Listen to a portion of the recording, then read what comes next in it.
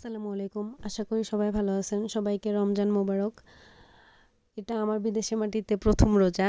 প্রথম রোজায় আজকেই প্রথম এরকম বাংলাদেশের মতো সব কিছু রেডি করে ইফতার বানাইলাম। এই কয়দিন ইফতার খাইছি, মানে যখন যেটা মনে হইছে আর কি ওইটাই একা একা করে বানায় খায় ফেলছি এরকম আর কি। তো আজকে ছুটি ছিল, ফ্রাইডে তার উপর। তো ভাবলাম যাই হোক আজকে একটু বানাই, বাসায় সবার সাথে শেয়ার করে একটু খাই। আমার বাসায় আছে ২ জন মুসলিম, রোজা রাখে। তো তারা নতুন আসছে যদিও, তাদের সাথেও শেয়ার করলাম। যাই হোক ভাল লাগলো। মানে এই ফার্স্ট মানে সব কিছু এরকম রেডি করে বাংলাদেশের মতো বানায় খাইলাম। যাই হোক একা একা ইফতার করা যদিও অনেক খারাপ লাগে, খুবই খারাপ লাগে। বাংলাদেশে আমার এত খারাপ লাগতো না, যদি আমি বাংলাদেশেও একা একা ইফতার করতাম তারপরেও খারাপ লাগতো না ঢাকাতে। তো এখানে অনেক খারাপ লাগে।